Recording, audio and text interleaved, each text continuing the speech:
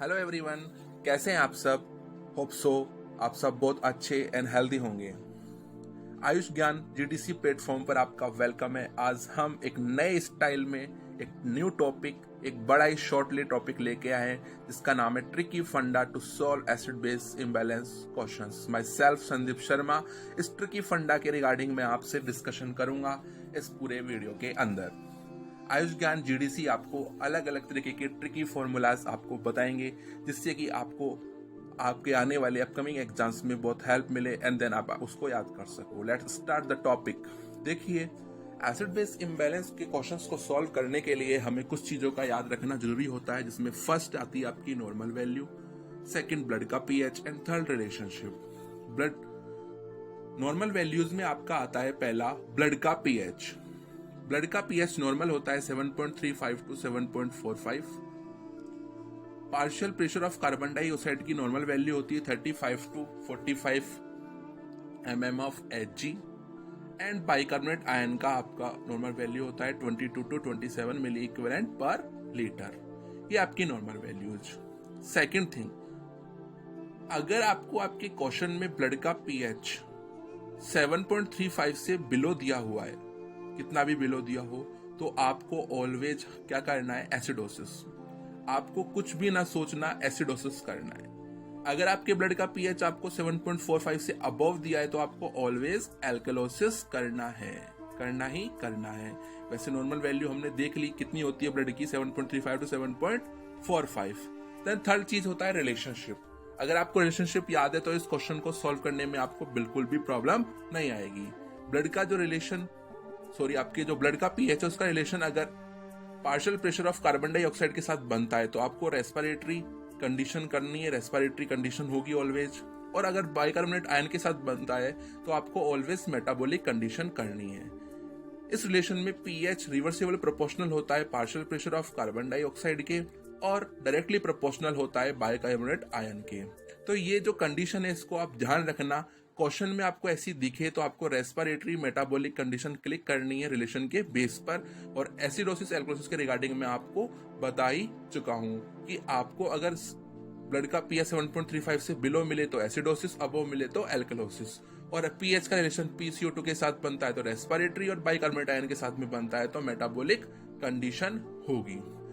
इन तीनों थिंग्स को माइंड में सेट करते हुए क्वेश्चंस को रीड करना, देन सॉल्व करने की कोशिश करना। आपका क्वेश्चन श्योरली करेक्ट होगा, एकदम राइट होगा, आंसर बेस्ट जाओगे आप। देन नेक्स्ट एक प्रॉब्लम आती है कि क्वेश्चंस कभी कभी आपको कंपनसेटेड और अनकंपनसेटेड की फॉर्म में मिल जाता है। तो इसमें एक चीज ध्यान रखना, एक टेबल जो कि मैंने इस पिक में बनाई है इसको आप देखिए। अगर आपको आपके क्वेश्चन में पीएच नॉर्मल दे रखा है 7.35 टू 7.45 के बीच में, और partial pressure of carbon dioxide abnormal है, बाइकार्बोनेट आयन एबनॉर्मल है, तो आपको ऑलवेज कंपनसेटेड करना है। अगर आपको क्वेश्चन में ब्लड का पीएच एबनॉर्मल दे रखा है, दोनों में से कोई सी कंडीशन, और PCO2 भी एबनॉर्मल है और बाइकार्बोनेट आयन भी एबनॉर्मल, तीनों एबनॉर्मल कंडीशन है, तो आपको पार्शियल कंपनसेशन करना है। अगर आपको आपके क्वेश्चन में ब्लड का पीएच एबनॉर्मल दिया हुआ है और PCO2 और बाइकार्बोनेट आयन दोनों में से एक नॉर्मल और एक एबनॉर्मल दिया हुआ है, तो आपको ऑलवेज अनकंपनसेटेड क्लिक करना है। इस टाइप के क्वेश्चन को सॉल्व करने में बहुत दिक्कत आती है, उसका ये एक सुपर मोस्ट क्या है, फंडा है, इससे आप इसको ट्रीट कर सकते हो, सॉल्व कर सकते हो। देन एक टाइप का क्वेश्चन आपको एसिड बेस इम्बैलेंस का ये मिलता है कि आपको अगर रेस्पिरेटरी डिसऑर्डर दिख जाए क्वेश्चन में तो आपको बिना सोचे समझे रेस्पिरेटरी एसिडोसिस करना है। रेस्पिरेटरी डिसऑर्डर का नाम अगर आपको मिल जाए तो आपको रेस्पिरेटरी एसिडोसिस करना ही करना है। एक कंडीशन मिलती है हमको डायबिटिक कीटोएसिडोसिस की, जिसमें आपको मेटाबॉलिक एसिडोसिस करना ही करना है। इसमें आपको डायबिटिक एसिडोसिस करना है। डायबिटिक कीटोएसिडोसिस का एक क्वेश्चन मिलता है, एक आपको मिलता है रेस्पिरेटरी डिसऑर्डर्स का। मेनली इस ट्रिक में आपके लिए मेरे कंपनसेशन, अनकंपनसेशन और पार्शियल कंपनसेशन को समझाने का मूल पॉइंट था कि आप उसको कैसे सॉल्व करेंगे। तो इस टेबल को ध्यान से देखना, इस टेबल को ध्यान से पढ़ना कि क्या चीज नॉर्मल दी है और क्या चीज एबनॉर्मल दी है, ठीक है। उसके बेस पर आप क्वेश्चन सॉल्व करने की कोशिश करना। होप सो आपका क्वेश्चन 100% करेक्ट जाएगा, ठीक है। ये टॉपिक आपके लोगों के समझ में आया होगा।